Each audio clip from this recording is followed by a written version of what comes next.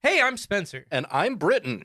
Since 2011, Buckethead has released 309 albums in his Pikes series, and we're going to listen to them. 3 at a time.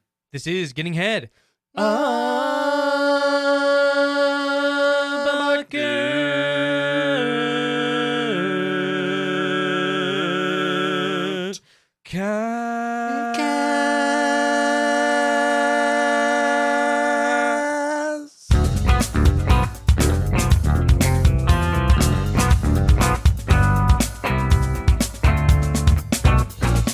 Welcome, whores, boars, sailors of shores, borgs, those with swords, and those who work in morgues, white guys who cosplay Geordie LaForge, Fieldy, on sabbatical bassist from Korn, and Natalie Imbruglia, and her hit single, Torn.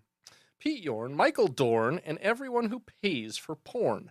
Don't hate, it's a fact. We're not late, we're just fast. It's so great, I hope it lasts. It's episode 88 of Gettin' Head, a Bucketcast. Wow. Hey, we're here. We are. What's going on, That's a Spenser? great fucking intro. Well, hey, it's episode 88. We managed to make it all the way to the racist one. But This is the racist one. if you've listened to all of these, like get ready. We're gonna unload on you. And by that, it's a reference to 88 is racists, Nazis specifically, use it as like a stand-in for it's the 8th letter in the alphabet, so it's H, which stands for Hulk Hogan. Hulk Hogan, obviously. Or Heil Hogan. Yeah, I mean, that works for me, brother. Or Hogan's Hulkamaniacs.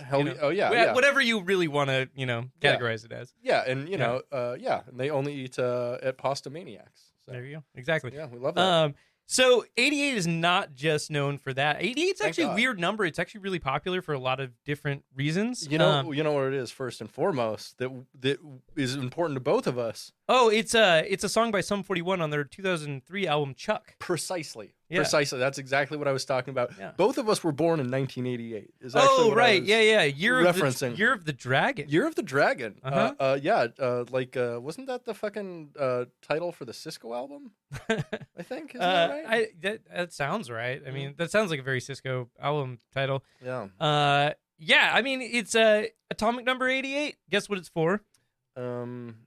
It's I don't know, a rare earth mineral. Radium, baby. Oh, radium, very. Yeah. Oh, really good. Radium, yeah.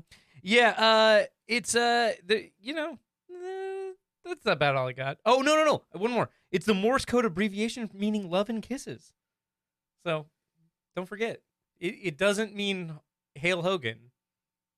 It means hugs and loves and kisses. Yeah, Hulk Hogan is a union buster and a piece of shit and a racist and just a generally like bad dude. That's why the Nazis love him. That's why they do the 88 thing. He was responsible for like the popularity of WWF and maybe in part like wrestling worldwide. I mean, in a big part, but he did a lot of things to fuck wrestling, like bad, like stupid creative ideas that lost a lot of people in wrestling. And like wrestling will never come back to its height where it was in like the late 90s and like early 2000s in very large part because of how bad Hulk Hogan fucked up.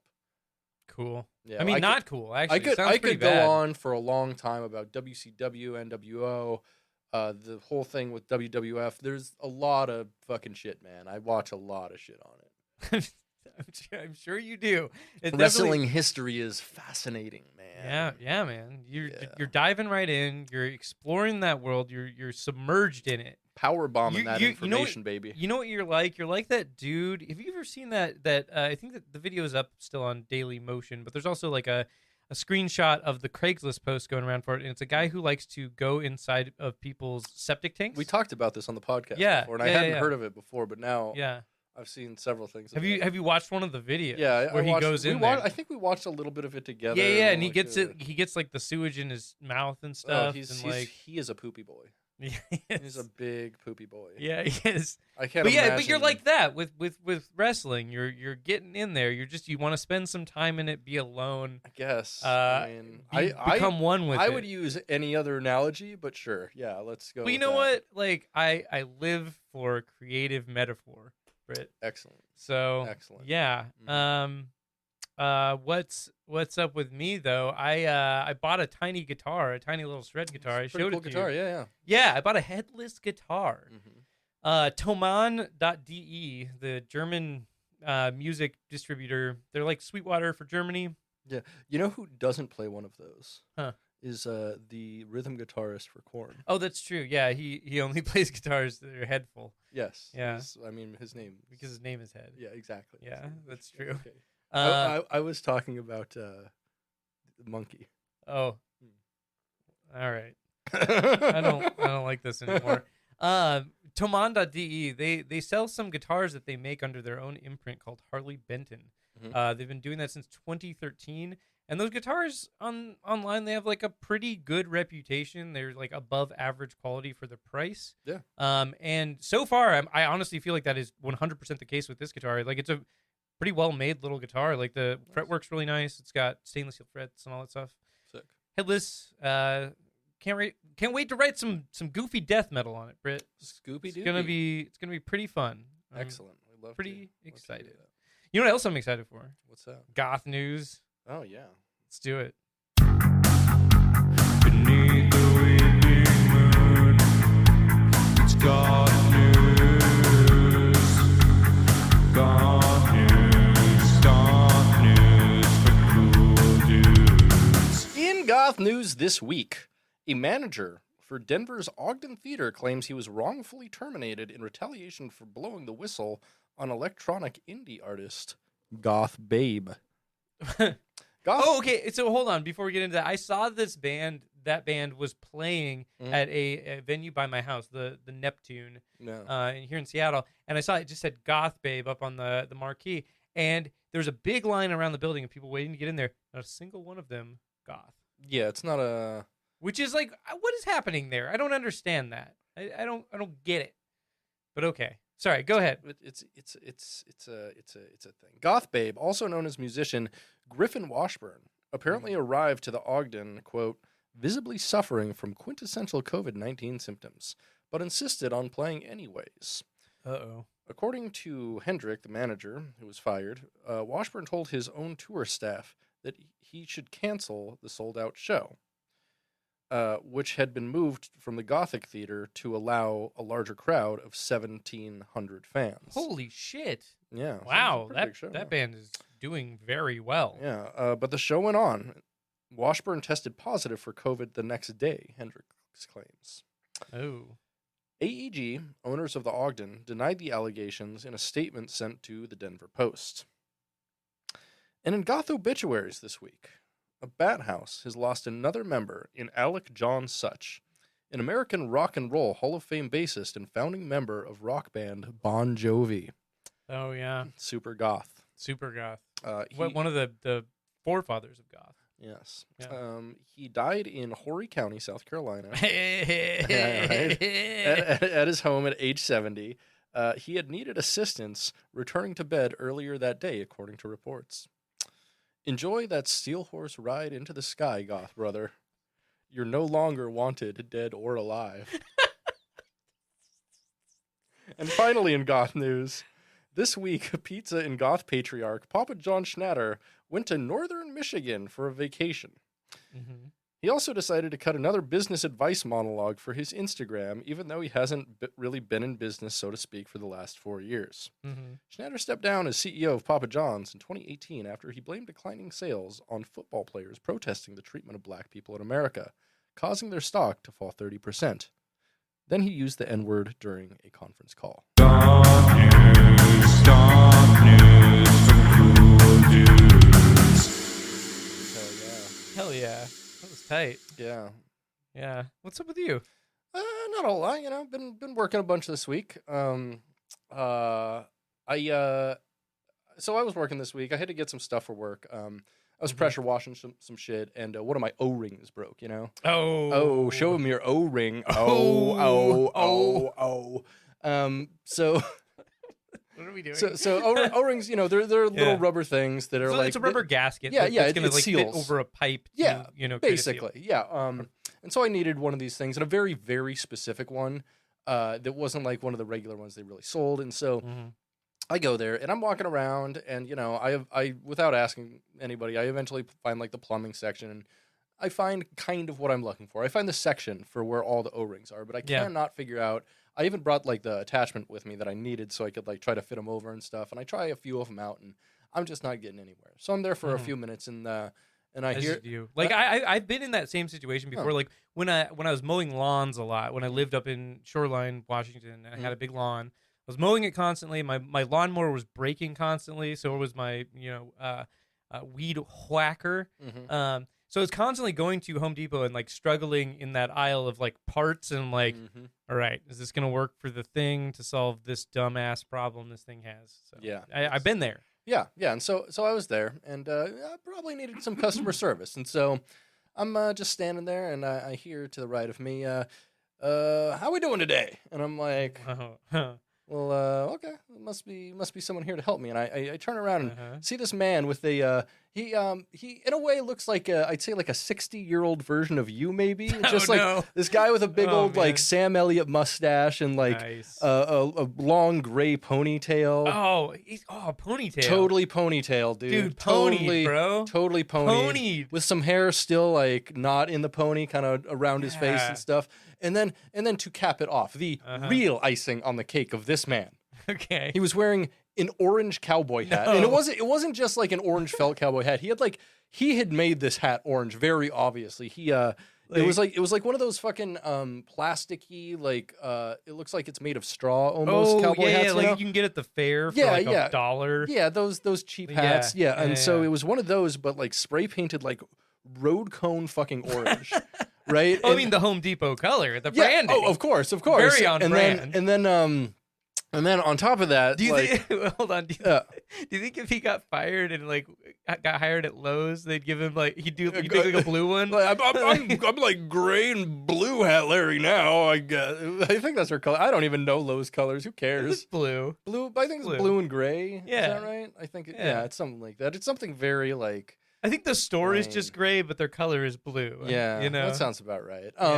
So and to cap this cap off, really, he also had like fucking feathers on like leather strings and shit, like. Oh yeah, and like beads, hanging and from shit. his pony or from no, hat? from the hat, like. Oh yeah. So just accessorizing, totally fabulous.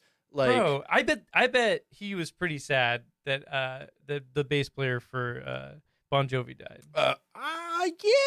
I mean, I feel like he's the type of guy I feel would be a little sadder about like an original member of the Allman Brothers dying. Oh yeah, or the Doobie Brothers. Yeah, he's those brother bands. He's I'd say this guy to me, he probably a Deadhead. Oh yeah, probably he's a jam band, old jam. Probably band one of those dudes that's still like, man, nobody can beat Stevie Ray Vaughan. Nobody. Oh yeah. Like probably except for maybe Jimmy on a good day. Like one of those guys talks about musicians like they're his friends. Yeah. First name basis. Yeah, definitely. So, but anyway, so like I need help, and he's like, all right, is that what you're looking for? And I'm like, and he points to my like wand attachment that I was looking for a part. So you brought it in. Yeah, I brought it in with me, and I was and I'm like, yeah, and he just like takes a look at it. And he's like, all right, you want this like kind of thick or just like right, like flush up against this? And I'm like, a little thicker than that. And he's like, all right, I got you. And then he like goes, you want the 32s, the 32 rounds. And I'm like, okay. And then he like pulls it open and he's like, try it on. And I try it on. I'm like, that's perfect. He's like, you put the O-ring on your shaft. You put the O-ring right on my shaft, and it was perfect, dude. And so he was great. And then so like, you're really stoked because you're like, thank you. I was like, just solved my problem immediately. Perfect. And I was like, yeah, thank you so much. Really appreciate that. You have a great day. And he's like, actually, if you wouldn't mind doing me a favor, and he hands me this card. He says, Oh my god. you can go out Oh and my fill a God. survey out online. Oh my god. Now, what does that say there? Okay, so it has like the Home Depot logo. Of course.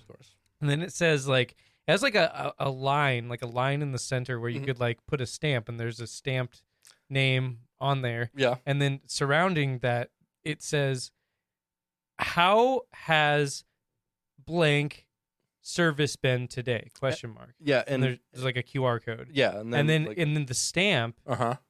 says Orange Hat Larry. Orange hat fucking Larry. Orange hat goddamn Larry. And so, of course, I immediately went home and filled out this fucking survey. Is you 5 stars, Five stars across 5 the board. stars. There's no stars for you. Like how did we not live up to your expectations today? No stars higher than 5 for Larry. Mhm, And, exactly. Yeah, we love Orange Hat Larry. Bro. We must do everything we can to protect Orange Hat Larry. Yeah, Orange Lives Matter. Or that's the name of the episode. Oh, Jesus Christ. Okay. Orange Man, good. Orange Man good. Orange Man, Orange good. Man good. Orange Man, good. Indeed. Wow. It's Oh. pretty good. All right. Hey, you want to hit us with a bucket fact? Yeah, let's get into it, baby. Let's get into Bucket fact, bucket fact, bucket fact, bucket fact, bucket fact, bucket fact, bucket fact, bucket fact. Today we're going to talk about a lesser-known hero of Buckethead and his connection to him. One Old Dirty Bastard. ODB. Old Dirty Bastard, for those unaware, also known as Dirt McGirt, ODB, and like 30 other names. What about OHL? What's Orange Hat Larry, baby. Oh, you got me, motherfucker! Oh, You got me! That's a callback. Yeah, that was good. Yeah, Hat McGirt. I don't know. So, Old Dirty Bastards, for those unaware, was a rapper and member of the Wu-Tang Clan, born in 1968 and deceased in 2004 due to a drug overdose. When he was alive, though, I've been told he was not anyone to fuck with. I mean, Wu-Tang Clan in general ain't none to fuck with. Indeed. So I also was told that he was live and uncut, so non-circumcised. Old Dirty Bastard, live and uncut. Uh-huh. Following his untimely death, Buckethead released 2 separate projects in commemoration of Old Dirty Bastard. The first one is an ODB tribute video of Buckethead wearing a vinyl horror mask while holding 2 other masks in both of his hands, kind of Herbie style. Yeah. He lip syncs along with Shame on an N-Word by Wu-Tang Clan, which prominently features Old Dirty Bastard, Mhm. in which he absolutely lip syncs the N-words in a very rare display of not great judgment by the Big B. It was a different time, okay? It was. Different time. That was actually my next sentence. I said, but 2004 was, in fact, a much different time in the world. Yeah. Totally. The second project he released in the wake of this is much, much cooler. It's a complete Buckethead remix of Shimmy Shimmy Ya by ODB, and it's really fucking something else. Whoa, I've not heard that. That It's sounds really cool. good. We should definitely check it We out should together. definitely check that out. It's a 6-song. It's like Buckethead like builds a spectacular, really lush soundscape around the original track, and really makes it like something of his own. Like it's very much. It sounds like a Buckethead song that he had ODB come and do a rap on. It's so good. That's pretty rad. I'd recommend it to anybody listening to this podcast. Definitely. 100%. It's one of the few things on this podcast I can say, hey, if you're listening, go listen to this now. This just rocks. It's like a cool thing. It's like an interesting take on some good classic music. Hell yeah. Yep. So I like knowing that Buckethead likes hip hop. That's tight. that's really tight. Of course he would. But so- yeah. It's listed most places online as Buckethead. I like it raw Mm-hmm. because Buckethead likes it raw. Obviously. So go check it out. And while you're at it, listen to Wu-Tang's Enter the 36 Chambers and ODB's Return to the 36 Chambers. Definitely. Both are landmark hip-hop albums. Should not be missed. Bucket fact. We Listen to 3 more Pikes. Pikes. This week, Pike 262, 263, and 264. Nib Y Nool Glacier, and Poseidon. respectively. Yeah. Pike 262. Nib Y Nool which is loony bin spelled backwards with some oddly placed spaces. Yeah. Released on April 15th, 2017, just 2 days after Portal to the Red Waterfall. Buckethead out here just finally dishing out his take on liberals right here. Yeah, this is this is the loony bin for libs, baby. Yeah, exactly. Yeah, exactly. Owning them. Yeah, you know what really bothers me? What's that? So as you might know from ever talking to me, I'm on the very the left side of politics, very left. Really? I don't know if I would have. I'm what you could call a communist. So and would right. if you're the FBI. All right. And cool. most people. Neat. I hate the term shit libs. It's something that's used on people by the left all the time. Shit libs? You haven't I've never heard this? I've never heard this. I hate it. It's like a bunch of tankies actually really use it. And okay, what? Okay, I am still not clear on what a tankie is. That's like an authoritarian communist. Basically, someone who supports Marxist Leninism, so or Marxist Stalinism. And so, that? So it's communism that instead of like a direct democracy, where like it's a representative democracy where there's authoritarianism. Okay. And so all state power is concentrated in one place instead of evenly distributed, like Marx said it should be. So, you know, it's not ideal. Okay. In fact, sure. it's in a lot of ways like even worse than capitalism, depending on things, you know. Okay. And so and ultimately, like when it comes to my politics, I am anti-authoritarian first before it even comes to economics. Like authoritarianism, like it seems bad. I mean, like, you know, the examples of which we've seen in the world have largely been bad. Yeah, it's you know, they say that imperialism turned inward is fascism, or imperialism turned inward is authoritarianism, and I totally agree with that. It's like it's a lot of isms. Yeah, I mean, it's like you're trying to take over your own populace and make them and choose what they think, which is not ideal. Nah, I don't like that. Generally, doesn't work out well. I like the Western idea of like, you know, free speech and being able to like talk about things and like gain ground on like actual things through debate and stuff. It's not working for us at all. No, it's really not working. It's not working at all. I mean, no one cares about science or facts or anything, and they don't like win elections. No, I've been told by some yard signs around here though that science is real. Science is real. I respect facts and science. You know, actually, you know who wrote a cool song called "Science Is Real"? Who's that? They Might Be Giants. That's true. They wrote a whole album called "Science Is Real." Yeah, it's a great album. I really like "They Might Be Giants." I think they're great. They Might Be Giants are great. Their kids' music is even better than their regular adult music. It's not. I don't know. It's debatable, but their kids' music is great. Their kids' music slaps on another level. It's so fucking cool. Yeah. So anyway, back to Nib Y Nool. Away from the politics discussion. Nib Y Nool. Wait. Yes. Nib Y Nool. Wait. What?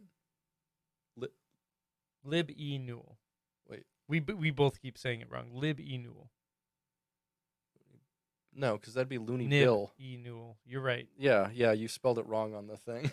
Oh. Yeah. That's why it's probably auto-corrected it. Yeah. Yeah, probably. Yeah, it's Nib Y. Okay, yeah. So I don't know why we had that entire discussion. I'll probably just cut that out. It's fine. It's banter. That's what they're here for, right? I don't know. Who? That's a great question. Pike 262, Nib Y Nool. Released on April 15th, 2017, just 2 days after Portal to the Red Waterfall. Yeah. Yeah. So this one is one of the ones that's divided into 10 tracks. And much like pretty much every album that's divided into multiple tracks. It's basically just a song. Yeah, of the same name. So it's Nib Y Nool tracks 1 through 10. Yeah. And you know, it's basically one big song. It's a pretty cool song. Yeah. It's like a lot of guitar improv, but like not necessarily like soloing improv. It's like feels like he's like improving riffs almost. Almost, yeah, and improving like leads and stuff like that. Yeah, there's a lot of stuff here. It's generally like based around alt metal stuff, but there's definitely thrashy parts. Track 3 has this really cool proggy staccato part. Yeah. There's a lot of like doubling of kick drums and guitar chugs, which is pretty sick. Yeah, there is a lot of that, and there's like not a lot of repetition either, which is what gives me like the improv feel because like he rarely repeats riffs in this. But it's not like sloppy in any No, way, it's and like not. the drums go with it in a Mhm. way that I'm like, oh, at least like if he was improving riffs, he like went back or someone. I feel like he was improving to a metronome and then like had Dan Monty just write drums to it. That could be. I mean, I kind of think he does that with a lot of this stuff or something similar to that, or he has a very basic drum track he records to, and then Dan Monty goes and like arranges everything around that. Yeah. Yeah. I would suspect that is the case because the drums are always like very synced Mm-hmm. with the guitars. The standout track for me on this one was the last song because it ends on a clean shredding nylon string guitar, Yeah. and that was sick as fuck. Yeah, that was pretty cool. It was unique. Buckethead really doesn't shred too much on an acoustic, especially the nylon string. Yeah. Usually- It's a pretty short part though. It is, And, like- but it's like right at the very end, and that's cool. As Yeah, hell. I did like that too. I liked that the end changed it up. Mhm. But like I guess what I would say about this one is like there's not a lot of repetition, which is nice, but I don't know if I would call it necessarily diverse. It's like it's all kind of like around the same general ideas, which is like weird start and stop riffs and then Yeah. like some shredding here and there. Mhm. But like I did enjoy it. I thought it was cool. It was a Yeah, it wasn't nearly as solid Pike. diverse as the other two albums we listened to this week, but Yeah. there was like, I mean, it was a lot of different flavors of metal. In general, I Mhm. guess I'd probably call it all alt metal, as I would with a lot of Buckethead Speaking stuff. of flavors of metal, Yeah, like I mean, you've tasted a penny, right? yeah. Have you tasted other money? Like Uh, probably most of the no, American coins. No, Spencer, that doesn't make any sense. Probably the American money. Have you ever tasted money from another country? Yeah, but I don't think so. No, you're missing out. Yeah, what do you think is the best tasting currency? Probably like, that's I don't know. Yeah, I think it's the British pound cake. British pounds taste like even worse than American. Oh, they gotta stuff, taste. like- Oh yeah, Mm. they gotta taste like the cashier's hands at Tesco. Oh, yeah. I imagine like down in any like tropical climate, all the money tastes really horrible because people are all sweaty all the time handling it. Mhm. Yeah. All my coins are sweaty all the time, sweaty all the time, Uh-huh. sweaty all the time. Okay. Okay. Let's get back to albums or something. Okay. So Nib Y Nool, pretty cool. One big song. One big song. Everything is something of a frenetic, slightly proggy alt metal, I'd say. Yeah. Something like that. Doesn't really explain how it sounds. Frenetic is a good word for it, I yeah. would say. Like it's a lot of like doodle-doodle-doodle-doo, Yeah. like that kind of stuff. lot of whittly diddlies. Widdly dillies and like dan dan dan dan dan. Oh yeah, That yeah. kind of sort of stuff. Not a ton of like effects or anything though, which is not usually No. like a lot of uniquely Buckethead things has a lot of like effects and like kill switch. I Yeah. feel like he hasn't really done a ton of effects laden stuff for the no. last several Pikes. No. Maybe the last like Not a lot dozen of Pikes. kill switch honestly Yeah. in most of the Pikes. I Yeah, would especially say. compared to the early Pikes. The early Mhm. Pikes, like I remember I got to a point where I was complaining about the kill switch. That's true. You Because did. I'm just like, there's You so got- you much got- kill switch. sodden with kill switch. Yeah, you know? I got kill switch disengaged. Yeah. Um, that should be the name of the episode. kill switch disengaged. That's not bad either. That's pretty good. I'll go back and I'll decide when I'm editing. Okay. So speaking of the loony bin, Mhm. what's the greatest mental health crisis you've witnessed? Oh, I actually have a story for this. Okay. Yeah. So the greatest one that I witnessed was I've witnessed a lot of them at work. Yeah, if you Because- work in a public place, you witness mental health crises Crises, all the time. yeah, all the time. I've seen people get crazy for lots of reasons. Did they get Picarded? They sometimes get Picarded. That's cool. I the best one though that I think that I've witnessed was I worked with this dude and we're gonna call him Ralph. Let's call him Ralph. That's not name is Ralph. exactly. Thank you. That's how we talked. Actually, he talked like he talks like this. He's like, "Don't worry, it's all good." He'd like talk like that. That's pretty much exactly What kind of music does a guy who talks like that listen to? That's Like Linkin Park? yeah. Yeah. Yeah, honestly, Yeah. totally. Yeah. I think so. I don't know, but I think you did listen to Linkin Park. I don't really know what kind of music you listen to. I've told you about this guy before off the podcast. Okay. But anyways, he was a bit of a weirdo. He really liked Family Guy. He really liked dabs. He would rip dabs in his car on his brake. I forgot to send you the picture I took today of the Rick and Morty dab rig that I saw. It's a pretty good one. Save it for later. Okay. I look forward to it. Yeah. They always bring me a lot of joy, and I show them to other people. I hope you know this. Yeah. Those pictures, they're truly very special to me. Yeah. I just send you one like every week. It's a thing. Dude, but this dude had like huge Rick and Morty dab energy. Like huge. So when I met this dude, I was like, this guy seems okay. He seems nice. He's kind of weirdo, but whatever. His breath smells bad, but oh, whatever. You did tell me about how bad his breath Yeah, smelled. he didn't brush his teeth. No. So like he would like rip dabs on his lunch breaks and stuff. More like cavity guy. Am I right? Yeah. Yeah. Ugh. Dude, his breath was so bad. But his breath was so bad that like customers would complain about it. And then like my friend who was one of the leads there, he would have to like have these conversations with Ralph, and you have to be like, You gotta get that mouthwash. You're- My name is Ralph. Exactly. The customers are complaining. You're gonna wash your mouth out today. TODAY. Now, Family Guy is coming on at 4. You can't watch no Family Guy. You gotta wash that mouth. I'm gonna try to take a Rick and Morty dab tonight. Nah, pretty much exactly. Yeah.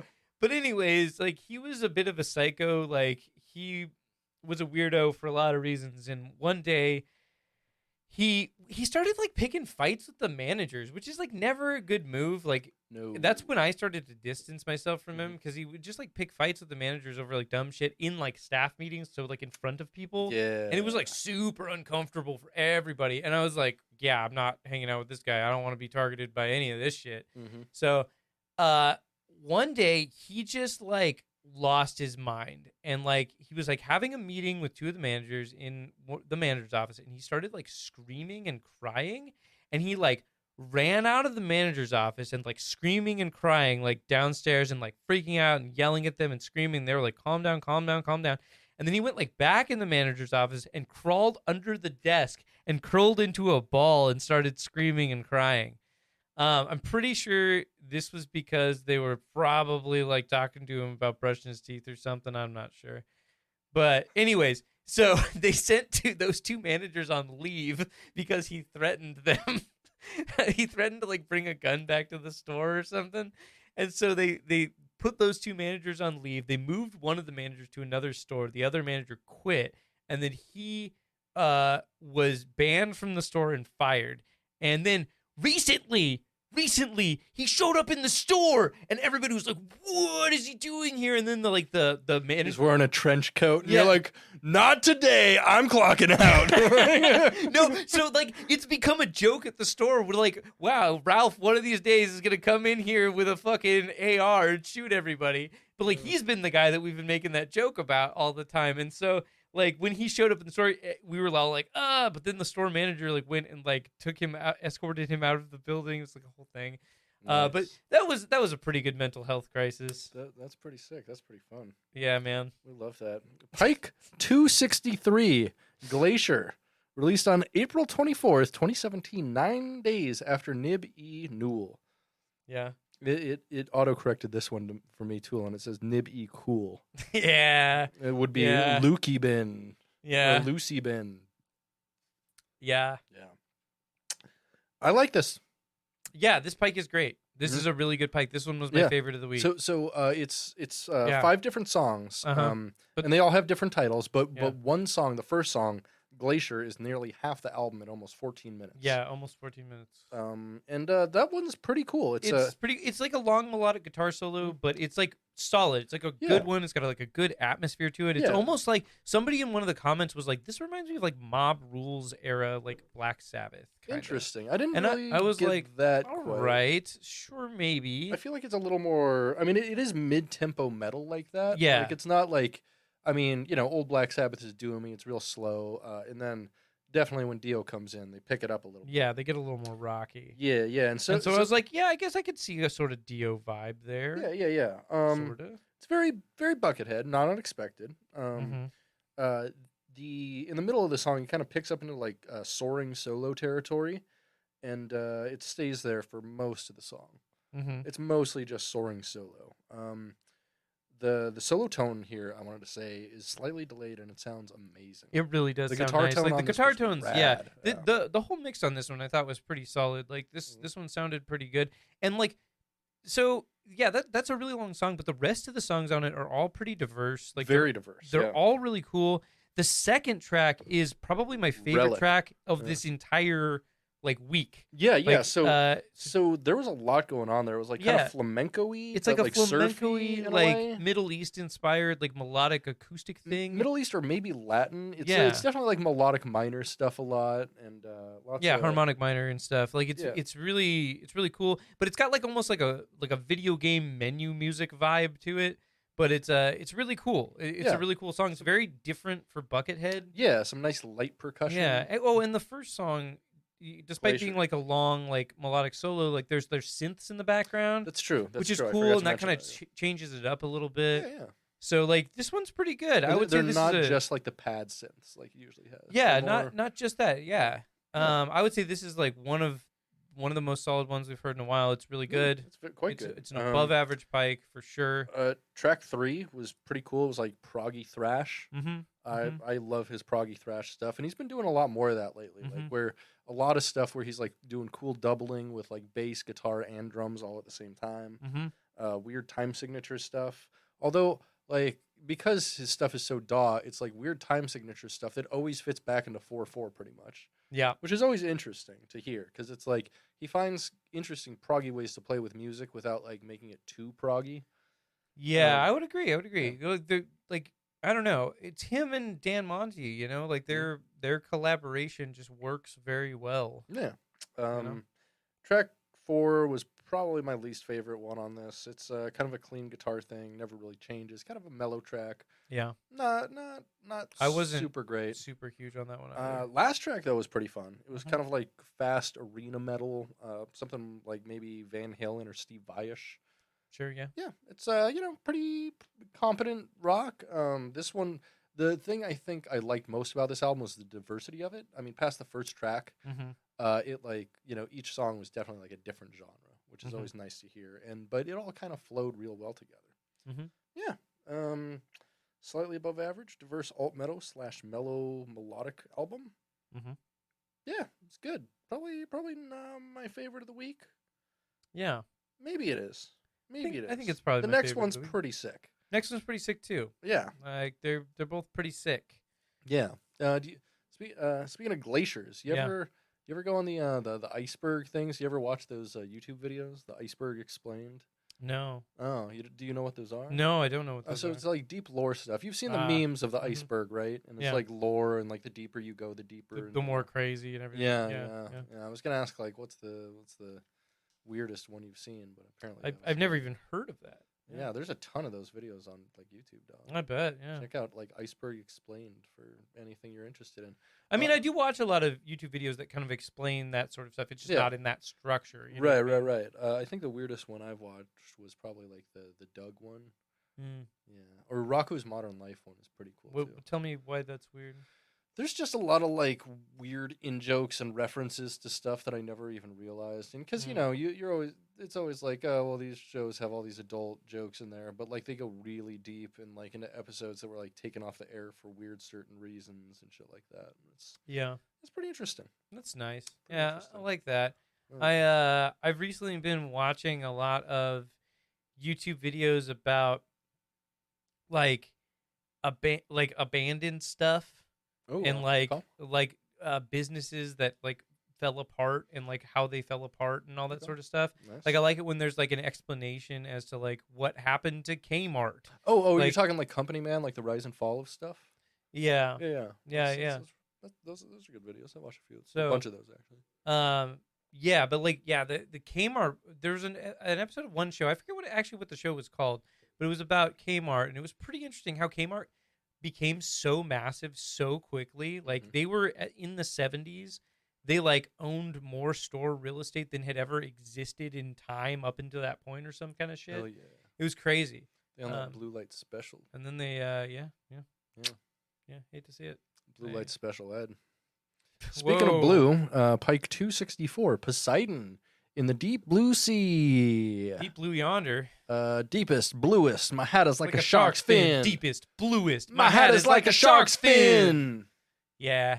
That song's so sick. That music video is the sickest shit ever. Dude, LL Cool J in that video when he turns into a motherfucking shark. And then he like, yeah, and he turns back into a human later on in the video. And like that video is incredible. If you've never seen it, it is one of my favorite things of all time. It's so incredibly good. Like, do you remember in the 90s when music videos used to have like substantial budgets? Like hundreds of thousands of dollars? Like last week, if you recall, we watched A Weapon of Choice by Fatboy Slim, that video together. Yeah, we did. And that video, I think, might have been one of the videos that, like, really set off, like, that era of, like, high production music videos. Because, I mean, of course, like, going back to, like, Thriller and stuff, you had incredibly high production music videos, but that was one of the first, like, music videos that was insanely high production, and it didn't, like, it wasn't, like, a big, sprawling fucking thing, like, you know, your November Rains or your Thrillers or things that are like 20-minute long fucking videos. Yeah, totally. But then there's also like the other class of videos where it costs a couple $100,000, but it's not like super crazy, but it's still like expensive, like a good production. Like a good example I think is like Aerosmith's videes, right, in the 90s. Yeah. Like the one where they go into the computer. Yeah. Like that shit's pretty tight. You know, like I miss when there was like this level of production to music videos that just really doesn't exist anymore. And level of concept too. Totally. The November Rain videos in particular are like kind of the highest echelon of that execution. Yeah. In the sense of like just their sprawling, like non-sensory. Listen to our friend's podcast, November Rain. Nothing lasts forever. Nothing like that's the name of of their podcast, not November Rain. Yeah. They say our name right. Yeah, on their podcast. Well, okay. So Pike 264 Poseidon released on May 5th, 2017, 11 days after Glacier. Do you remember when they remade the Poseidon Adventure in the early 2000s? I do. Who was in that? Was that Pierce Brosnan? I don't recall. I feel like Steve Guttenberg was in the original or something. Or was Steve Guttenberg in the new one? Steve Guttenberg's in one of them, I think. Yeah, probably. Yeah, Steve, also known as Carrie Mahoney in the Police Police Academy franchise. Totally. Yeah. Yeah, I remember watching the original as a kid, and then I remember watching the remake in the early 2000s. I remember being like weirdly excited for that, and then watching it being like, oh yeah, so it's like kind of the same. Okay. Yeah, being kind of disappointed. You remember the early days of being disappointed in things where you're like still like, oh wow, this is so unusual to be disappointed by something. I don't remember when I was that young now. My whole life's been disappointment. That's the joke. Oh yeah. I remember the first time I walked out of a movie theater and was like upset. Do you remember that? What's the first movie I saw that I hated? I didn't like The Page Master. That's the earliest film I remember. Yeah, okay. Mine was Lost in Space from 1998. I liked Lost in Space. Well, so I watched it and I was like, I came out of it being like, this is the first movie I think I've like been really excited for that I'm like disappointed by. Did you see it after you saw Galaxy Quest? Because that would have ruined it. No. Okay. I saw it pre-Galaxy Quest. Interesting. I liked Lost in Space. I didn't like the lead too much, but they had fucking Matt LeBlanc on there. Yeah, which I love, who I loved at the time. I was a stan of the Joey solo TV show. Do you remember when they go into light speed in that? Vaguely. Why? Well, it was just a really bad decision that they made, and like when they go into light speed, like time basically like freezes. And it completely disregards the theory of relativity. like because if they are in a craft relative to things, like they wouldn't just stop like that while it goes into fucking light speed. That doesn't make any sense. Real bad. But I like the film. The film was pretty fun. Yeah. I don't. Gary Oldman's in there. plays the bad guy, Yeah, okay. which is pretty okay. cool. Gary Oldman was in everything in the 90s. I mean, Yeah, he's he still in was. everything. Yeah. And you'll just never realize he is because he's such a good actor. He just like transforms into every role he is. You know, Lost in Space 1998 is a film I'd really like to rewatch. Yeah. That seems fun. Should we do that for maybe a bonus episode or a watch along for the Why Patreon? why don't we just do like Let's do a watch-along Yeah, let's for just do Patreon. commentary for Yeah. Lost in Space 1998. Yeah, we can do that. Yeah, just a watch along and just post the video on the Patreon. Yeah, let's fucking do it. That sounds great. Sounds good. Poseidon is another album that is just separated into 6 tracks, all called Poseidon, parts 1 through 6. And they're like usual, they're all kind of the same idea. Starts out with clean guitar, morphs into like a soaring melodic solo over some chugging alt metal chords, and the guitar tone on here was phenomenal. Yeah, it's really heavy. It's so really nice. it's like lush. Like it's Mhm. he's got a lot of effects on it, but like they're all minimal kind of, and they just all add just a little bit more to the tone, and so the tone is just huge. Yeah, it's really nice. Like this is a really like atmospheric album. I feel like in the sense that like the guitar tones specifically like create a big atmosphere. Yeah. and it feels like really like And there's a lot of like Big. layered guitars and a lot of different kinds of guitar tones. Whereas like a lot of his stuff is like metal, and so it's just like different types of distortion. You have like some nice like gainy guitars here, some nice just like really fuzzy guitars, and then a lot of different types of clean guitars, which is pretty sick. definitely. Track 2 is weird. It's like 3 minutes, but like 2 of the 3 minutes are just a build up. Yeah. And I was just Yeah. like, I was wondering, like, is this incorrectly like separated? So I listened to it on a different one. I think I was listening to Humano Being, and I listened to Poly Poly, because sometimes the tracks are like divided up in the wrong way or the wrong time, and like they had it divided up in the same way, and I'm like, huh, okay. But yeah, weird, right? Yeah, Yeah. track 2 is just like a build up, which is like not really anything I've heard Buckethead do before in a song. It's like build up to the next track. Yeah. But the next track is cool. It's mellow. Mm-hmm. It's like for the most part until like halfway through, and then it breaks into a shred masterclass. Mm-hmm. Like it's a super cool solo. It's not like super distorted or anything. It's just really nice. Track 4 is my favorite track on the album. That was the most diverse. It's super by far. diverse, and it has some beautiful phrasing on the guitar parts. Yeah. Like really like cool and interesting Yeah, stuff. I put beautiful, clean melodic leads Mhm. and some slow metal. Mm-hmm. Yeah, some Yeah. cut in and out between like really like kind of not like hard parts, but like epic parts. Yeah, totally. And then was like soft parts. Definitely one of my standouts of the week. I'd say that was song probably is- my track of the week. Yeah, Yeah, that song's Poseidon really Part 4 cool. was really fucking cool. Really cool. The solo kind of like leads right into the next song, which is mostly just like a soaring shred track. It Mhm. reminded me kind of like a Steve Vai, once I can again, see kind of not arena-ish, not exactly arena, but like Steve Vai type arena metal. Mm-hmm. And then the last track 6, just ends with a fucking nuts solo. Yeah, Yeah. it really does. It's pretty sick. It was a pretty fucking cool album. If not entirely interchangeable with the other 2 Pikes this week, I thought they all kind of had a lot of through lines to them. Yeah. Um, Okay, so we Yeah. got to talk about the Poseidon from 2006. okay. Poseidon from 2006. Yeah. It got 5.7 out of 10 on IMDb. Love it. Directed by Wolfgang Peterson. What else did he do? Wolfgang Peterson. What else did he do? He did Enemy Mine, which we talked about the other day. Yeah, okay. And yeah. Air Force One, I guess, is probably the Ooh. one he's probably most. Get off known my plane. for. Oh yeah, he also did The Perfect Storm. Yeah, Get off my storm. exactly. So he did Poseidon, 2006. You want to Get guess? off my boat. You want to guess who the 2 leads are? You're probably not going to guess this. The top build. Top build. Top build is an aging actor who I would not guess would be in a action film around this time. Walter Matthau. Oh no, but good guess. Wilford Brimley. Oh, good guess, but no. A little bit younger than Wilford Brimley, but you're close. Let me. How do I? Ju- It is in a film. Is in my favorite Bill Murray film. This actor is in my favorite Bill Murray film. which came out in the 90s.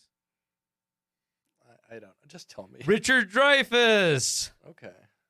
who plays opposite Bill Murray in What About Bob, the greatest Bill Murray film, It's obviously. a good Bill Murray film. No, but Richard Dreyfuss stars in it, and then second billing, Kurt Russell.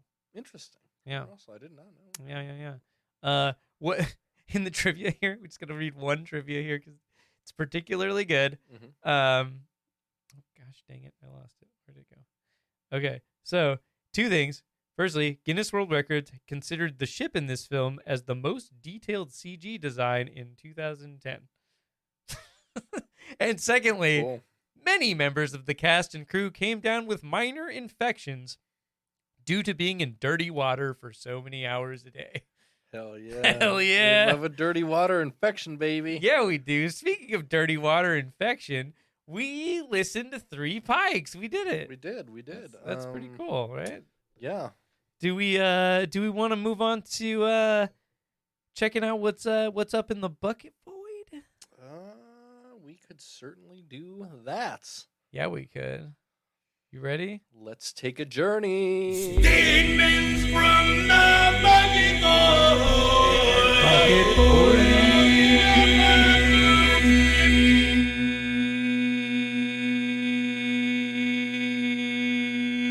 Oh my God.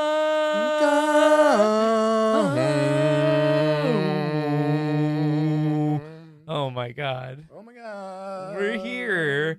Hey, it's the part of the show where we look at YouTube and make fun of some of the stuff that's said on there. Yep, that's it. Just gonna More like GrooTube. yeah. I only watch the Minions on there. Oh yeah, totally. Obviously. What else would you be watching? You know what I mean? Okay. So let's kick things off, all right? Christian Leonardo says 5 years ago, I keep thinking, where is he going? Is he going to keep releasing the Pikes as long as he wants? Is he going to stop at some number? In the Pikes, he did more music than a lot of artists with 40 years of career. He did in the Pikes. He did more music than all artists Yeah. with 40 years of career. Yeah, like I don't think that there's much more else to say there. Yeah, there's one person out there Mhm. who has more albums than him, and he has not had a 40-year career. That's true. Gregorius Hunbrecht Desiderius Hyacinthius Mm-hmm. says 5 My years. favorite philosopher. Same. Says 5 years ago, Happy Easter Ween, Buckethead. Love ya.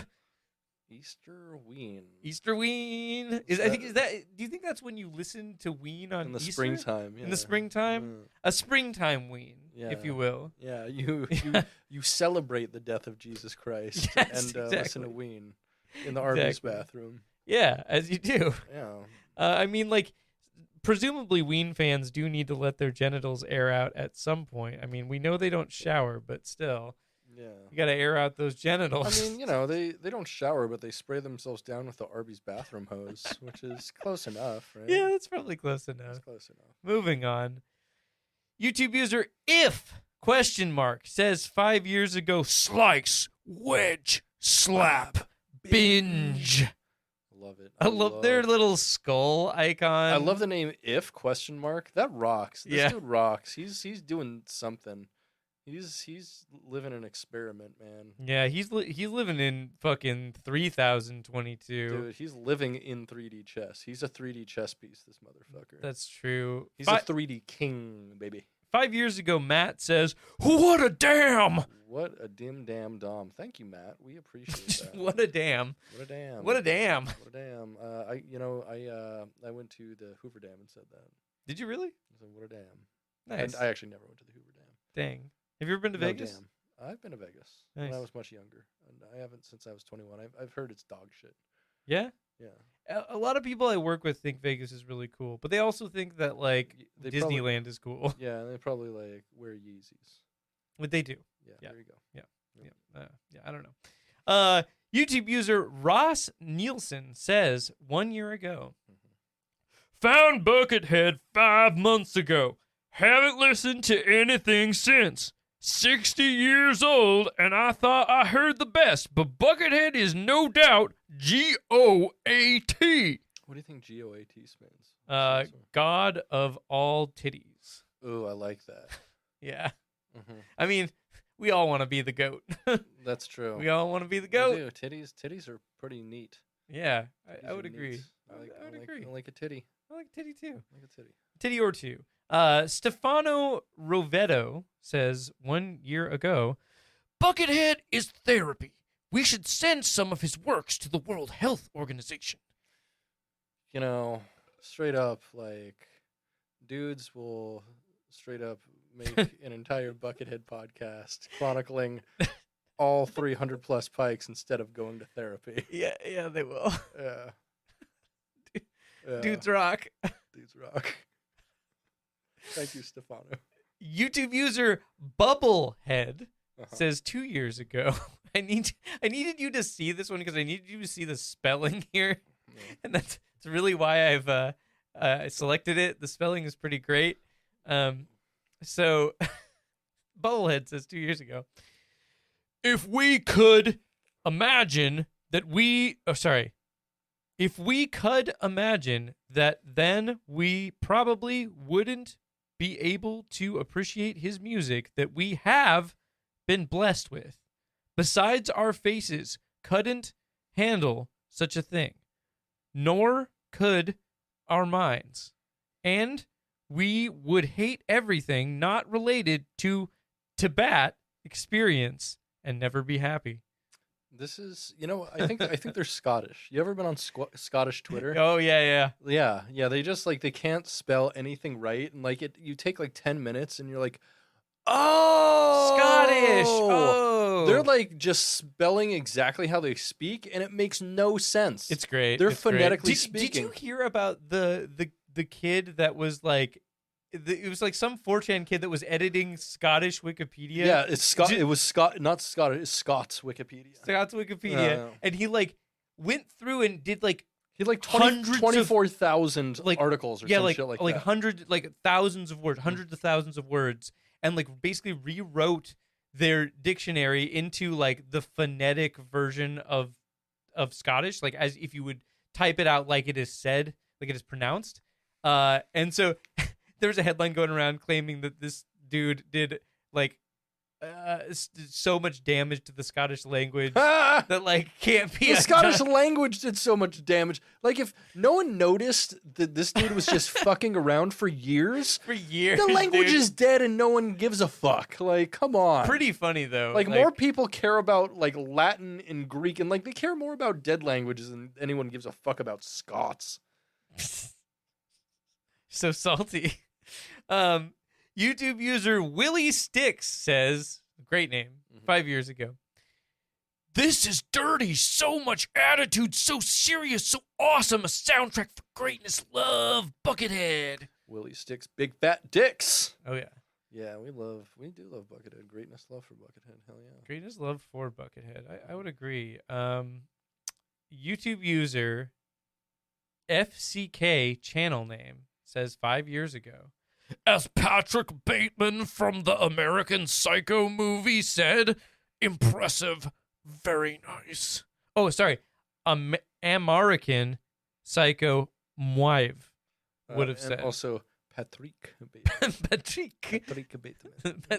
Bateman. Yeah. Impressive, very nice. What's impressive? Very nice. It's spelling literally every other word wrong in the sentence. It is impressive and very nice. Very nice. Was it sleeve?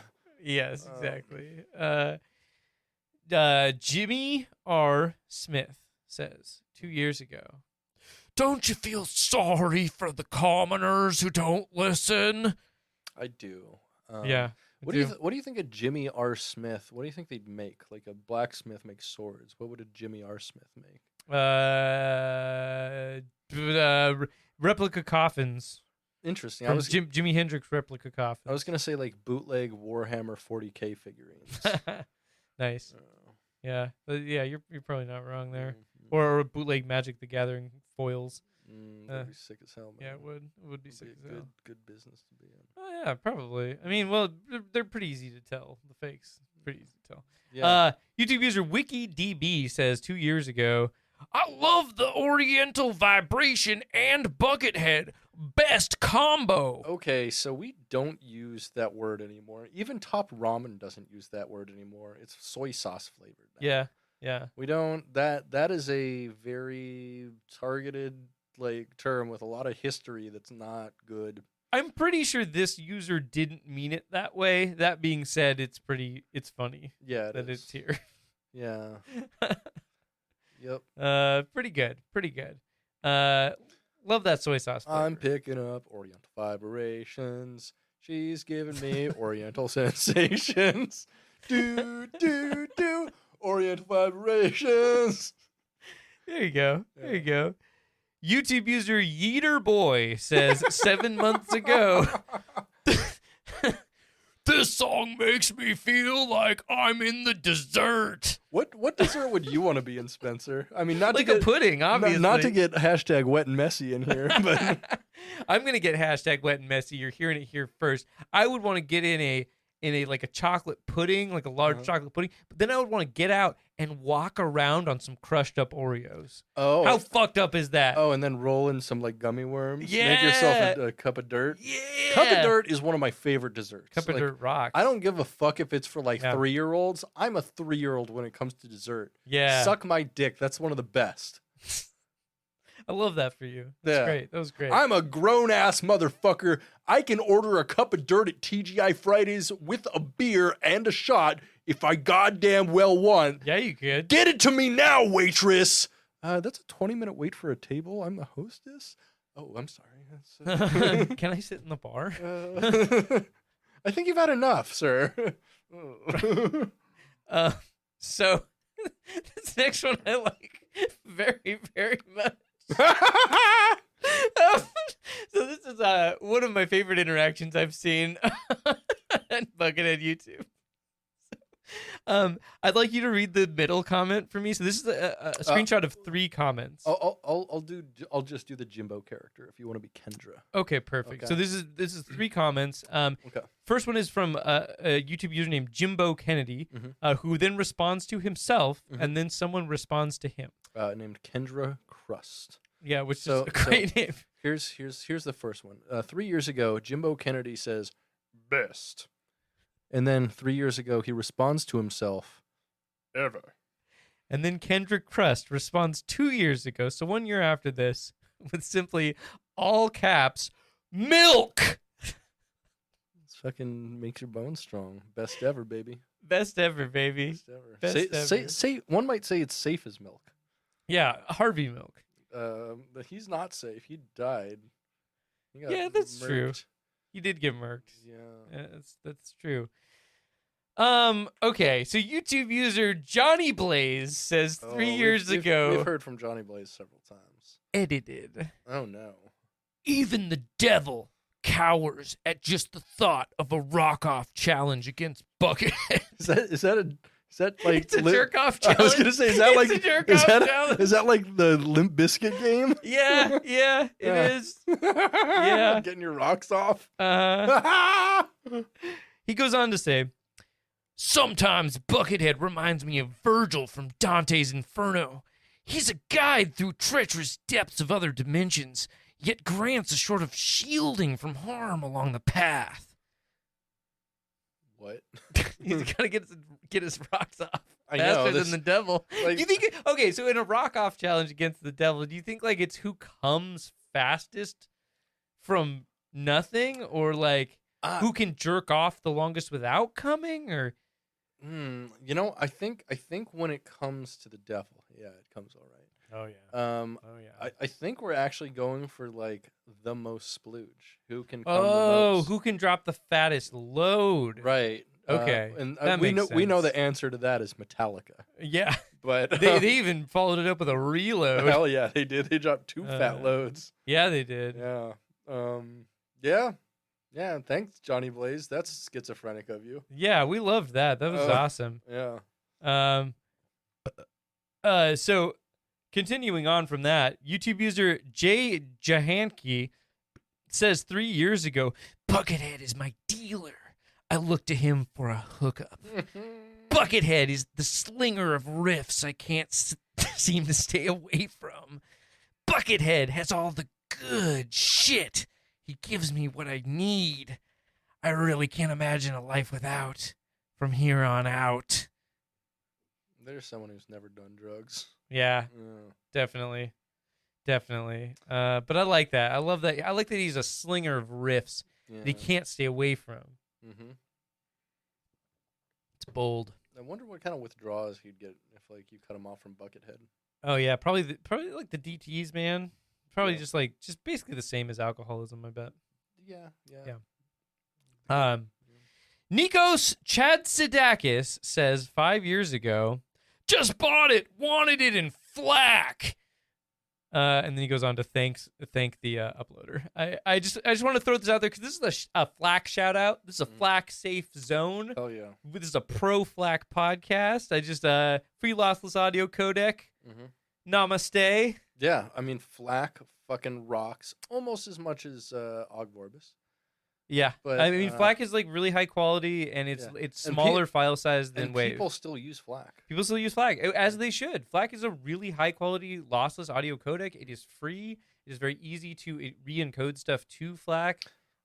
It's great. I highly recommend You can't it. play it on like any Apple phones or anything, can you? You know, I don't know. That used to be the case. I don't know if that's still the case. I mean, you could still play it within an app, like the VLC app on the phone would play it for sure. Yeah.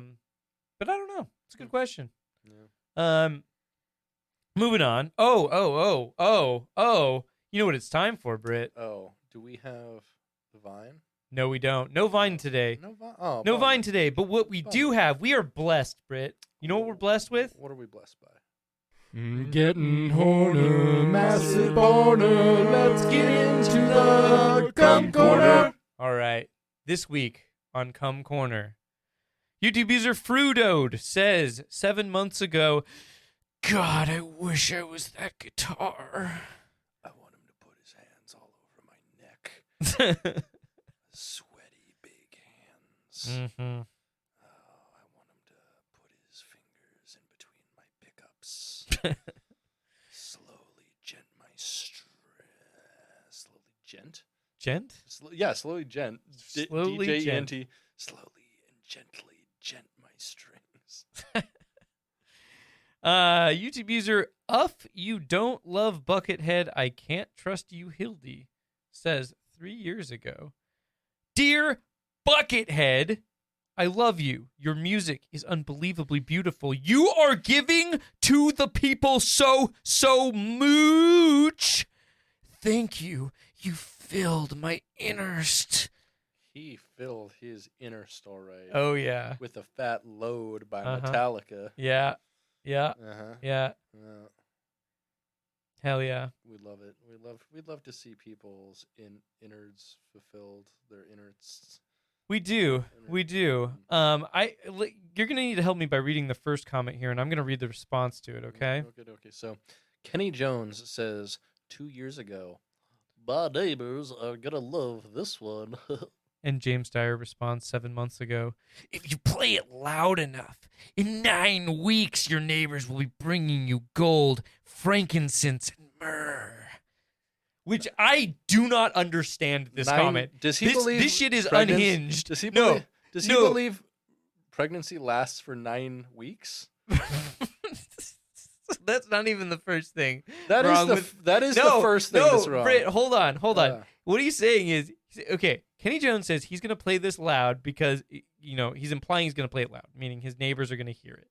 And James is saying if he plays it loud enough, Kenny Jones or someone close to Kenny Jones will become pregnant in 9 weeks, and then the neighbors will bring them gifts like the wise men did to Jesus. Yeah, because an immaculate conception is going to happen and give birth to a child within 9 weeks out of Kenny Jones' asshole. He's gonna fucking just like Yes, exactly. He's gonna think he's like just shitting water, but his water is gonna break through his asshole. And then a kid's gonna come out, and he's just gonna shit out like a little Buckethead. and then his neighbors are gonna be like, "Holy fucking shit! Here's some frankincense, and bro, and gold. Good luck. Yeah, Good luck with your ass, baby." I'm glad we unpacked this. Where do you even buy frankincense these days, man? Oh, dude, frankincense, that's easy. You can go to like Zenith Supply up the road. They sell like stuff to make candles and shit. Oh, okay. So you can get frankincense there for sure. How about myrrh? You know where you get myrrh? You can get myrrh there as well. Myrrh's just wow. like myrrh. Yeah, you can. Can you get gold there? You cannot get gold there. What if I bring a gun? Whoa. Yeah, I don't know about that. So lastly, not lastly. We actually have two more of these. In the cum corner? In the cum corner. Oh my god, the cum corner's full today. Dude, there's a line to get into the cum corner. Like, Wow. It's fucking savage. Okay, we're in the glory hole today then. Yeah, we are. John, that's why we're in the Arby's bathroom. John Flick says... John flicking the bean. Yeah, that's what I was going to say. Nice. Says 1 year ago, great music, great picks, but if the song stops and then a commercial kicks in and the song starts again, I cannot be a part of that. It's like making love to your woman and stopping to let the cat in. Unsuspecting! And unsuspecting was all in, like, quotes and all in caps. Like his cat was... So is he accusing his cat of wanting to get in to the room to watch him fuck? Maybe, or like just like pausing having sex because the cat is like trying to get in the. But what's the unsuspecting room. thing? I don't know. It makes no sense. That's why I like enunciated it the way that I did. But just like the end of his comment, there's a period, and then there's like quotes around unsuspecting. I think all he's in caps. accusing his cat of bestiality and like wanting to watch humans do the deed. Him making love to his woman. Yeah. Yep. Definitely. Do you think like the cat watching him? Like, do you think that's how he comes? Do you think that's what gets him off? No, I don't think cats care enough about that. No. The guy, John Flick. He's like fucking his wife, and he's like, God, I can't come. And then he hears from outside his door, meow, meow. And he's like, 1 second. And he opens the door, and the cat comes in, and then he just gets hard as a fucking rock. It's like, I like it when somebody watches. Cream pies his woman just so hard, fills her up with 30 little bucket heads. Yeah, speaking of filling up with bucket heads, lastly for Cum Corner, YouTube user C says 1 year ago, 2 words for this pike, spontaneous ear ejaculation. Yeah. Yeah. Okay. Yeah. Although it's like spontaneous combustion, I don't think spontaneous ejaculation is a ear term. ejaculation. Yeah, but he's like doing a play on a phrase that doesn't really exist. Yeah, definitely. But I like ear ejaculation. That's fine. Yeah. But spontaneously, though. Yeah, it happens even to the best of us. Lastly, for the bucket void, YouTube user Rick James says 1 year ago, edited. I'm Rick James, bitch. Megadeth fuck Tool. And then there was the Buckethead. I would like to see Tobias Forge do something with this guy if it already hasn't happened. Wink, wink. It's giving me chills just thinking about it. That belonged right in Cum Corner. He's getting chills. That means he's getting bony. He's getting horner, potentially massive borner. Well, he's getting, not a very small fetid boner, but still a boner nonetheless. Yeah, that's true. A boner nonetheless.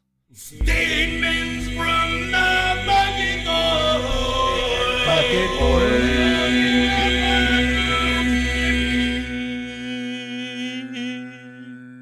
Wow. Yep.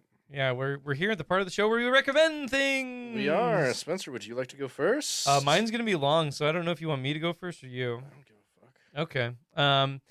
This is what I got to recommend. So earlier today, I got in a fight with someone on Instagram. Yeah, and as you do. I do that. Ended up being. Have you seen this? Have you seen my stories about this? I have not yet. No. Oh, okay. That's extra perfect then. Okay. Okay. So I got in a fight with this dude. He was like, okay, I posted this meme. It's a Twitter screenshot. And this is old. This has been around for a long time. I've posted this before. Anyways, it's like a Twitter screenshot where the guy's saying like the most unrealistic part of the movie Taken is that an 18-year-old girl is going around. Oh, I saw that with U2 on tour. Yeah. Uh-huh. And then this dude was like being insane in the comments of that post and being like, no, that's not insane at all. Like I went on tour. I went on like following U2 on tour when I was 18 and like all this shit and like being crazy and like commenting on like everybody being like, haha. Mm-hmm. He was like commenting below them and like being a psycho. And so it got really like aggressive and he like started like arguing with me and also like pushing U2 at the same time. But like, okay, so I'm gonna read some of his comments to me, okay? So at one point, like I responded to one of his comments and I was like, bro, why are you simping for U2? Like U2 sucks, man. And then he was like, no, you're the one that's simping. And I was like, okay, who am I? What? So no, this is what I said. So I said, who am I simping for exactly? And then here's his name. If you want to look him up, Marco Patino responded. He says, the vibe of your Insta is pure incel. Shitty job, always stinks, no style, can't talk to girls, not particularly outgoing, likes everything counterculture for the sake of it so as to have something to be a part of. LOL. Bro, I'm a comic. I live in this world. LOL. I'm actually going to use this comment at my next roast.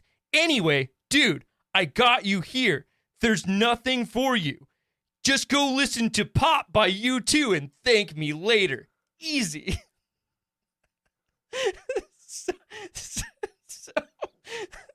So it What? I know. This is the one guy who was using Samsung and he switched to Apple for the free fucking U2 album. Then another comment that he left on the thing was just, I think this might have been the first one he left, I'm not sure, but he just said, false! I was around that age in 2008 and I traveled around to see U2. Still do! Yeah, but you're not a girl, guy. I know. You're right? not a girl. You're not like a young, attractive girl. You never were. You probably have never been young nor attractive because you liked U2 when you were 18, so you probably wore a fedora. Also, this is the guy. This is some of his comedy. It's really funny comedy. Well, he has 22 likes, so he's obviously very popular on the internet. Yeah, he's extremely popular. And so, like, I actually made a comment about that. I was like, he was saying some kind of shit, and I was like, bro, like, what are you doing, man? Like, I don't know. And then he was like, all your followers are incels. And I was like, oh, they're incels. I was like, bro, okay, here's the actual response. He was like, so what does that have anything to do with it? LOL. Besides, it's a meme account. You have more incel followers than I do. Congrats. And I was like, bro, you're the one going around fully unhinged about U2 in the comment section of a post from a page you don't follow. I would think twice about throwing around the word incel. Like, it's what the fuck is happening? So basically, the only people who ever like fucking try to start flame wars with me, and I always like end flame wars. Yeah, like I was gonna block this guy, but it was so funny that he kept pushing U2. Yeah, and he recommended several other U2 albums as well. And I was like, what is happening? It is always categorically like either someone with a private account or just like very few posts. Mm-hmm. And they always have like 1/10 of your followers, and they don't follow you. Yeah. And I'm like, why are you complaining about my like, you saw this on the Discover page and you had to click it and you like get mad that I exist? Fucking move on, guy.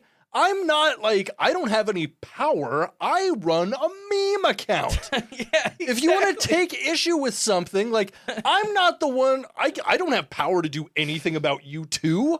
Exactly. I repost, It's a joke. It's a fucking joke. It's a joke. It's not even my joke. And if you don't like the joke, don't laugh. Move on. Like why don't you tweet at the dude who's in the screenshot? Like, tweet at that guy about you two. I don't give a shit. You're a comic. Do you like it when you fucking get up on stage at your shitty open mic and no one's there, but the one person that is fucking heckles you? No, you don't. That's not a fun time. Man, I want to heckle this guy so bad. Yeah. Oh, God. my God. Oh, just bring all your followers to a show.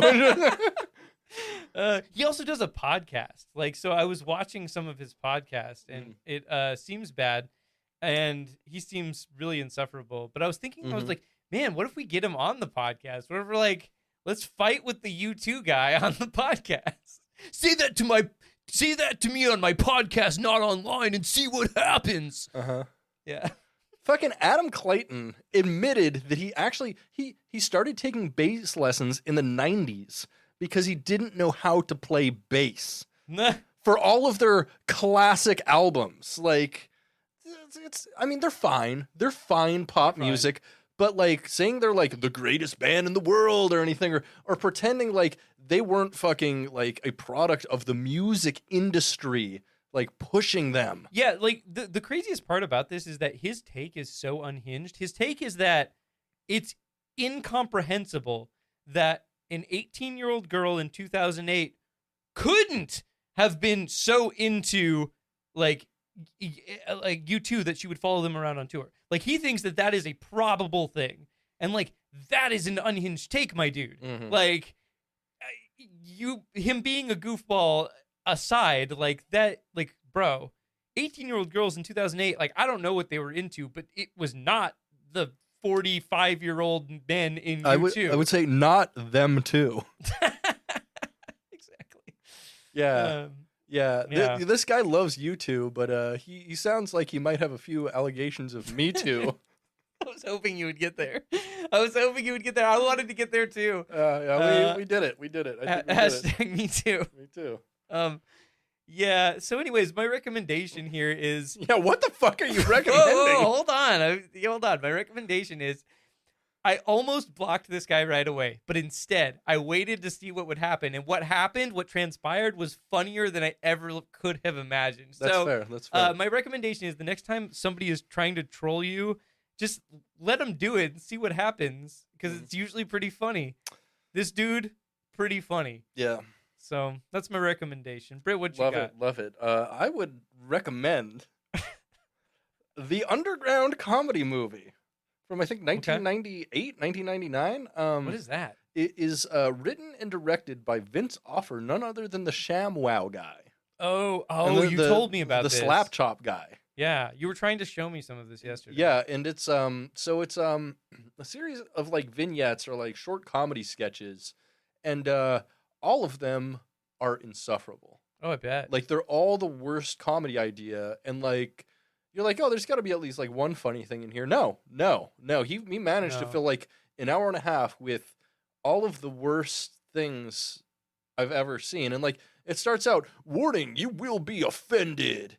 And I wasn't offended by really any of the jokes they made, because they were That's disappointing. Like, if they're gonna be offensive, I mean, let's be offensive. I was offended at the movie because it was labeled as comedy. And no laughs were had. No yucks.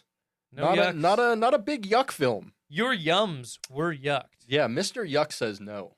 Says no. Yeah, no yucks for Mr. Yuck there. But you say yes to the film. You recommend it. I would, because it's fucking dog shit. And is it on YouTube? Can we watch maybe, it on YouTube? I don't know. If you really want a copy, just hit me up at a Bucketcast, and I'll figure out a way to get you a copy if you can't find one. Tight. It's insufferable. Yeah. And I like that kind of. I like insufferable. Yeah. I like. I was dumber for watching the film. I like coming away from a film feeling stupider. Yeah, definitely. That's something I set out for in most aspects of my life. Excellent. Yeah. Does that mean it's time for my favorite part of the show? I think it is. Ha ha ha ha ha ha bucket joke. Ha ha ha ha ha ha bucket joke. Ha ha ha ha ha bucket joke. Ha ha ha ha ha bucket joke. I went to the sperm bank again the other day, but they wouldn't let me withdraw any of my deposits. What kind of fucking bank is that? It's a great question. What kind of fucking mech is that? I only give straight talk to diabetics. Yeah, sugarcoating anything would be a medical emergency. It's true. It's true. Because they can't have sugar. Yeah. Yeah. I opened a diving pool exclusively for fat dudes. It's been a total flop. Jesus. When you think about it, quarter machines in arcades make a lot of sense. 25 of them, to be exact.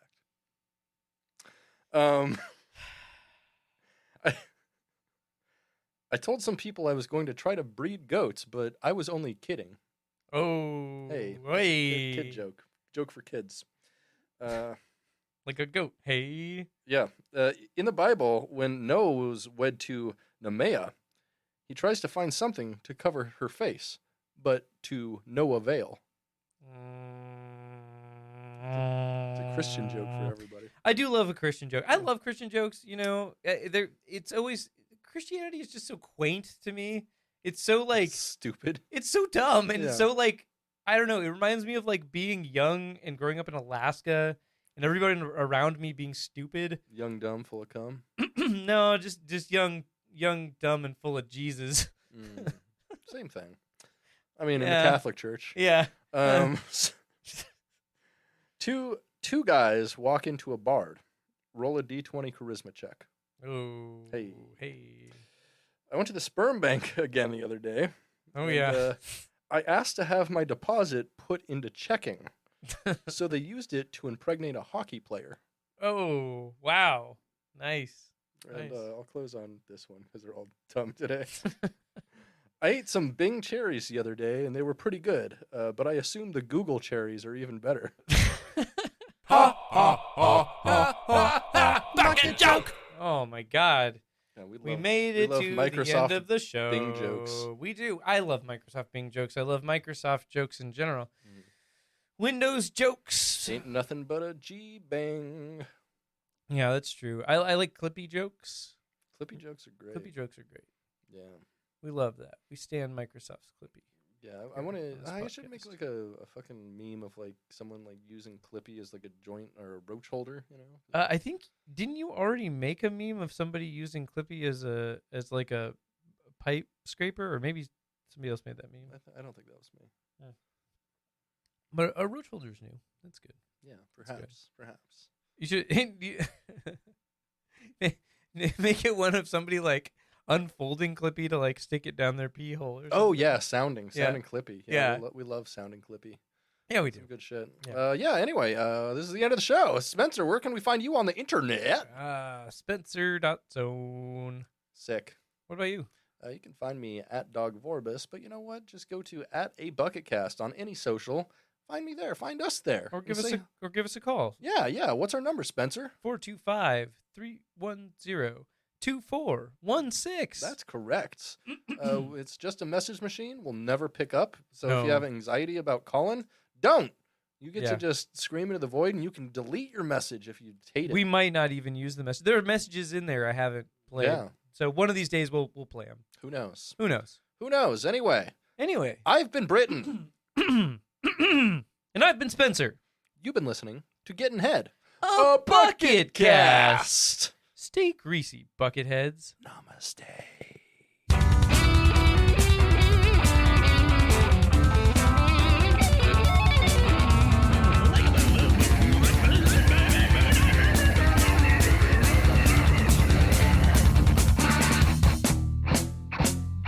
Due to your Google flacency, I'm going to have to nibble the friggin' spagendackle back into the hell you're spuckin' muckin'. Whoops. You can't try to get laid or watch people. You gotta go out and get that job. What a waste of pleasure. What a waste of pleasure. What a waste of pleasure. Oh boy! Oh, Here wow. we are in the bonus- Ralph void. The bonus zone. Yes, The Ralph zone. the boner zone. The boner zone. Get in the zone, boner zone. You know what? We haven't done in a while. We haven't watched the Ralph scene. You want to watch it? Yeah, I'd love to watch the Ralph scene. Give a quick refresher. Jesus Christ, Ralph. Aren't you supposed to go out looking for a job today? Nah, there's a b-ball game coming on at 4. You can't watch no b-ball game. You gotta get a job. Nah, I'm gonna try to get laid tonight. Ralph, I'm getting tired of it. You're gonna get a job today. Today.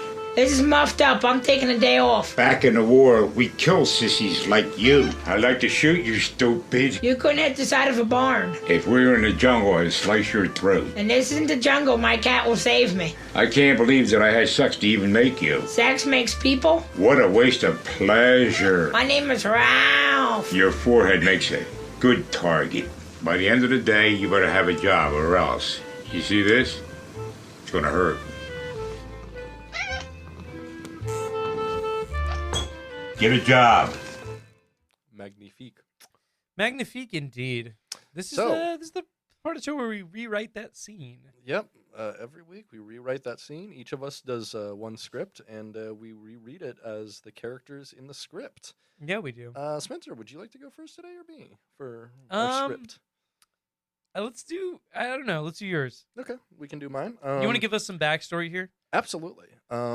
So this takes place on the set of Executive Decision, which I think came out in, 96, something like that? Kurt Russell film. Also with John Leguizamo and Steven Seagal. And we are talking about an altercation that took place between Steven Seagal and John Leguizamo. They talked about this on the Dollops 3-parter about... they did. The Dollop podcast, excellent podcast, highly recommended if you haven't listened to it. Their 3-parter on Steven Seagal though is particularly amazing. It's one of my favorite, some of my favorite episodes. It's almost 5 hours of them just talking about what a piece of shit Steven Seagal is, and it's hilarious. It's so good. It's hilarious. It's so funny. It's one of their funniest, I think. Indeed, it's truly great. But yeah. Okay, so on set of Executive Decision, that was what, 94, 95? 95, 96, because On Deadly Ground was 94, and it was a little bit after that. So I think 96 is what I'm going to say. Would you like to be Steven Seagal or John Leguizamo? Steven Seagal talks like this. Yes, he does. I'm definitely going to be Steven Seagal. All right, and John Leguizamo kind of talks like this. So, yeah, I got it.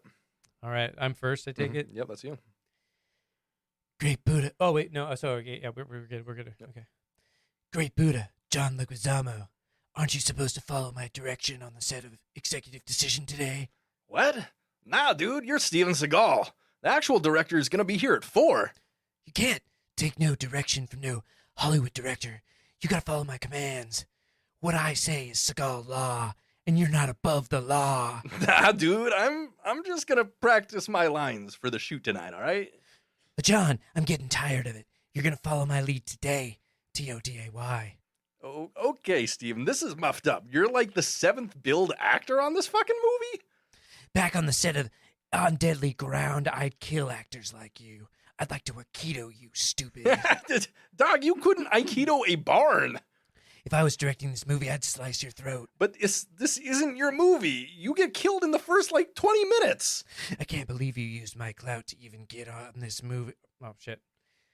I can't believe you used my clout to even get this movie made. You have clout? What a waste of acting. My name is John Leguizamo. You make a good target. You're a pest, and I'm hard to kill. You're gonna... Okay, I'm sorry. I have to rewrite this line. You should be a hard target. Isn't that a Steven Seagal movie? No. Is it not? No, that's a Jean-Claude Van Damme film. Fuck, you're right. I'm sorry. Messed it up. Yeah, you are. Yeah, I'm sorry. You make a good target. You're a pest, and I'm hard to kill. You're gonna follow my directions or else. See me? I'm gonna slam you against the wall with an Aikido elbow against a brick wall. Follow my lead. Yeah, and he assaulted him on set. Yeah, he did. Yeah, pretty cool. It's pretty cool. Pretty cool, Steven Seagal. Well done. That's pretty good. Yep. I like that. That was great. That was a really good one. All right, and our next one. Mm-hmm. Do you have a preference? I think I'd like to switch. Okay, so I will be Ozzy. Oh no, I will not be Ozzy. You will be playing. I'm gonna assume Sharon Osbourne, I guess. Ozzy. Okay, yeah. I can do a great Sharon. So I actually tried to look into it. I'm not sure if she was his manager at this point. Mm-hmm. I didn't have time to figure it out or not. So correct us if we're wrong, but let's just assume she was his manager at this point. So this is in 1982, right after Ozzy Osbourne bit the head off of a bat on stage in Boise, Idaho. Indeed. Which he was later banned from Boise, Idaho for almost 30 years. Sick. Which is pretty rad. Getting noisy in Boise, you know what I'm saying? And also, like, friend of the cast, by the way, Devin lives over from Rejection Pack. Yeah, he lives over in Boise, Idaho. Mm-hmm. So if you don't know this, well, I mean, everybody knows the story, right? Ozzy Osbourne bit the head off a bat live on stage. Yeah, so someone threw a bat on stage. He thought it was a prop. He bit the head off of it. Yes. Yeah. Well, actually, he didn't really know what it was. Just somebody threw a bat on stage, and like, so apparently people like throwing dead animals on stage was like a hallmark of that particular. I'll get it. Was a hallmark of that particular tour. Yeah, like that's pretty sick. Apparently that was just a thing that was happening. So this was like a thing that was going on like almost every night. And so when somebody like threw this dead bat on stage, Ozzy Osbourne was like, "Oh yeah," and like put it in his mouth and bit the head off of it. Oh yeah, we love. And then instantly regretted it and was like, "What the fuck?" But you know, he was in the middle of the show, and the show must go on. So you know, as on the show did. All right. On the show did go. Speaking of which, yeah, my camera is dead. Yeah, I'm aware. The show is not going on. Yeah, because of that. What the fuck? I don't know, dog. I don't know. I don't know. It's giving me the lights saying it's on. No. Yeah. That's cool. I mean, we don't need video for this. I mean, that's true. I can fix it though. Yeah. So what we're gonna do is we're just gonna. Oh, here we go. We're back. Okay. All right, here we go. Look at that. Love that. So I'm gonna be playing Ozzy Osbourne. You're gonna be playing Sharon Osbourne, Ozzy Osbourne's manager. Here we go. Ready? Ready. Jesus Christ, Ozzy! Did you just bite the head off a fucking bat? Sorry. Go ahead and read the line again. Jesus Christ, Ozzy! Did you just bite the head off a dead fucking bat? No, I actually think it was alive. You can't just you can't just do that, Ozzy! You're gonna get rabies! Nah, I'm gonna get the taste of fucking bat out of my fucking mouth. Ozzy, I'm getting tired of it! You're gonna get in an ambulance and get your ass checked out by your doctor today, T-O-D-A-Y! This is muffed up. I will never stop putting stuff from the ground into my mouth. Oh, Ozzy, back at CBS Records, they're afraid of you because of shit like this. I'd like to save you from yourself, stupid. You couldn't save the side of a barn. If you weren't covered in bat juice, I'd force you into the bloody hospital myself. Well, I am covered in bat juice, Sharon, and it's an aura, and it will protect me. I cannot believe Black Sabbath fired you. What? What do you mean Black Sabbath fired me? What a waste of bat. My name is the Prince of fucking Darkness. Ozzy, if anything, this bat story will be great, marketing. By the end of the day, you're probably gonna see it in a bunch of papers. Do you see this controversy? It's gonna sell a lot of records. Yeah. But stop putting shit on the ground in your goddamn mouth! That was a great read. That was good. That was good. Yeah, I just love the idea of them having an argument about that and like the sticking point being like Ozzy putting things from the ground into his mouth. Because like that's the part of the story that's the funniest to me is that just like somebody threw a dead bat on stage and he's like, oh yeah, like fucking grab this shit from the ground and put it in my mouth. That's truly unhinged behavior. I just love that. Oh, then the CBS Records reference. So there's a legend going around, but this cannot be confirmed. I looked into this, so it's not confirmed. But a CBS record executive claims that Ozzy Osbourne brought a dove to a meeting when he was like signing something at CBS Records, and then when the meeting went bad, Ozzy Osbourne, because he was so drunk, grabbed the dove out of the cage and bit its head off in front of the studio executive. That's pretty Now, sick. this can't be confirmed. This is pure hearsay. Like it is neither confirmed nor denied by most parties. If it's not confirmed, I'm gonna believe it probably didn't happen. But I love the It's a idea rock that it legend. did. Yeah, I Yeah. mean, John Woo does not like that idea at all. No, he does not. Yeah, He's a he fan of the hates- doves. He loves the Yes, doves. Yeah. Yeah. That's what it sounds like when doves are bitten their heads off. Wow. Well, with that, we're gonna end and go watch some Star Trek. Bye. You are.